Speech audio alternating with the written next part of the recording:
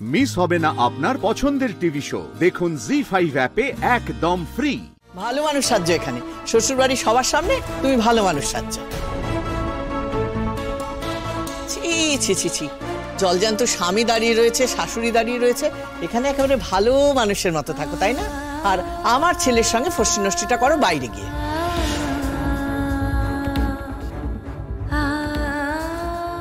কি মা, দারুণ বউ পছন্দ করে এনেছো। এই যে যার সঙ্গে আমার বিয়েটা দিয়েছো, তোমার মান সম্মান একেবারে আকাশ ছোঁয়া করে দিয়েছে, তাই না? খুব ভালো। আমরা তো খারাপ, আমাদের কথা কেউ সেভাবে পাত্তাই দেয় না, আমরা তো ভীষণ খারাপ। কিন্তু যে ভালো তার ভেতরে কি কি লুকিয়ে আছে এখন বুঝতে পারছো তো? শুনুন, আপনাকে একটা কথা বলি, এই মেয়েটির সঙ্গে কিন্তু আমি আর সংসার করছি না, আমাদের ডিভোর্স হয়ে যাবে, খুব শিগগিরই হয়তো ডিভোর্সটা হবে। কাজেই ডিভোর্সের পরে ও কি করবে না করবে সেটা নিয়ে আমার মাথা ঘামানো উচিত নয়। তবে হ্যাঁ, একটা কথা আমি আপনাকে বলছি, মানে আমার নিজের এক্সপিরিয়েন্স থেকে বলছি, এই মেয়েটা আমার জীবনে আসার পর আমার জীবনটা তো তছনছ হয়ে গেছে, একেবারে শেষ হয়ে গেছে। এখন এই মেয়েটা আপনার ছেলের জীবনে এসেছে, আপনার ছেলের জীবনটাও কিন্তু একইভাবে তছনছ হয়ে যাবে, এটুকু আমি আপনাকে বলে দিলাম। সে কি আমি জানি না?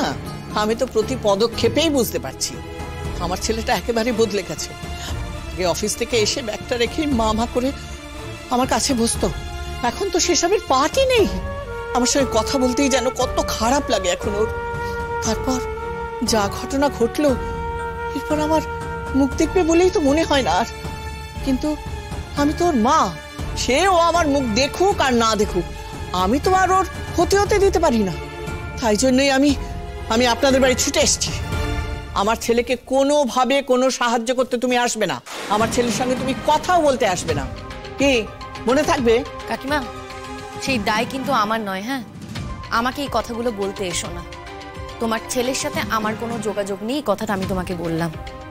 ফার্দার যদি তুমি আমাকে এই বিষয়ে কোনো কথা বলতে আসো, তাহলে কিন্তু আমিও ছেড়ে কথা বলবো না।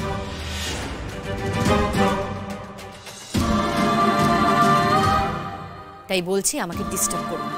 কি করবে তুমি আমাকে ভয় দেখাচ্ছ? ভয় দেখাচ্ছি না কাকিমা, একদম ভয় দেখাচ্ছি না, যেটা করব সেটাই বলেছি। শোনো, তুমি আমাদের এমনি অনেক সময় নষ্ট করেছো, এবার দয়া করে এসো। তাহলে তোমার এই সাফ কথা, তুমি কিছু করবে না, তাই তো? বললাম তো কাকিমা, আমার যা করার না আমি করে দিয়েছি, নতুন করে আমার আর কিছু করার নেই কাকিমা। আর তোমার ছেলে ছাড়া কি আমার জীবনে আর কোনো কাজ নেই? হ্যাঁ, আমি আবারও বলছি তোমাকে, তোমার ছেলের সাথে আমার কোনো সম্পর্ক নেই কোনো সম্পর্ক। তাই এই বিষয়ে তুমি আর আমায় কোনো কথা বলতে এসো না। যদি কোনোদিন কোনো সম্পর্ক দেখতে পাই, সেদিন আমিও খুব খারাপ মানুষ হয়ে যাব। হয়ে গেছে বলা? হ্যাঁ হয়েছে, অনেকক্ষণ ধরেই তো অনেক কিছু বলছো তুমি। এবারে তুমি এসো, হাত জোর করে বলছি, তুমি এসো এবার। তোমার এই থ্রেট শুনতে না এবারে কেউ ইচ্ছুক নয়, আমিও আর নই।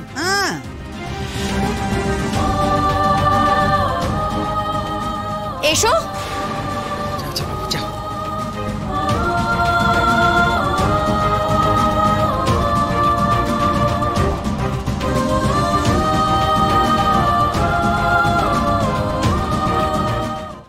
জি5 ডাউনলোড করুন আর সব এপিসোড দেখুন একদম ফ্রি।